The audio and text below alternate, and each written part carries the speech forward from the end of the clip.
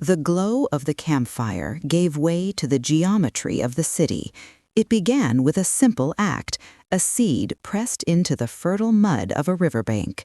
From this patience, abundance grew.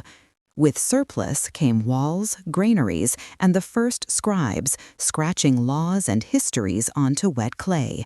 A new human story was being written. This new order demanded new rules. In Mesopotamia and along the Nile, written script turned custom into code and chieftains into kings. But as empires rose, so did profound questions. Philosophers and prophets began to ask, what does it mean to be just? From these inquiries, great systems of thought emerged: Judaism, Buddhism, Confucianism, offering frameworks of covenant, compassion, and duty. They proved that ideas could organize societies as powerfully as any army. This principle was put to the test, from the royal roads of Persia to the sunlit forums of Athens, where citizens forged the tools of law, debate, and art. Rome's paved roads and Han China's standardized currency were more than just tools of control.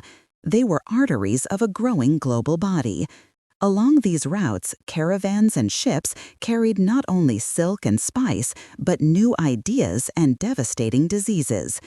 In the great libraries of the Islamic caliphates, scholars preserved ancient knowledge and forged new paths in mathematics and medicine.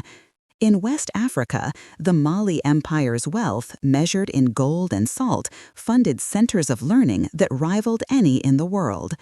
And across an ocean yet unknown to the Old World, the Maya, Mexica, and Inca built sophisticated societies, their own networks connecting mountains and jungles.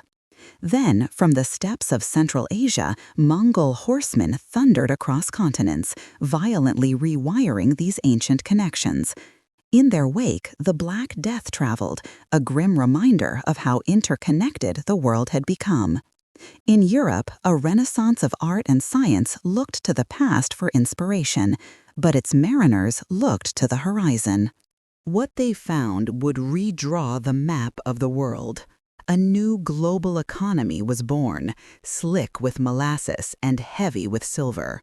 Fueled by the forced labor of millions, the Columbian Exchange and the transatlantic slave trade bound continents together into a single, brutal, and profoundly unequal system.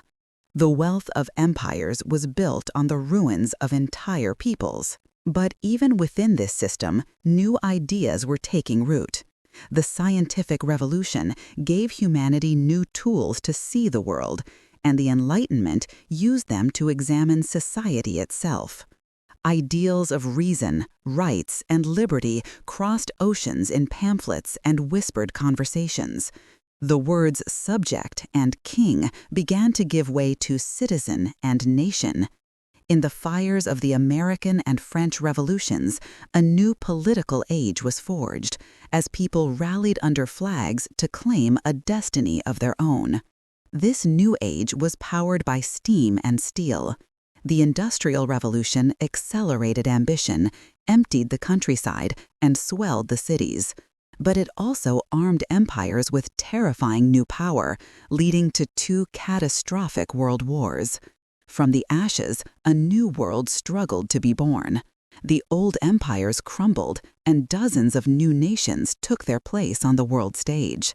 A tense Cold War divided the planet, but it also spurred the creation of institutions designed to manage our shared fate. Today, we live within the echoes of these choices. Our digital networks, which carry everything from artificial intelligence to viral pandemics, follow the pathways carved out centuries ago. The challenges of our time, from climate change to genetic engineering, are global, demanding a new understanding of our shared history. Because as power shifts once more, the story of who we are and what we will become is still being written.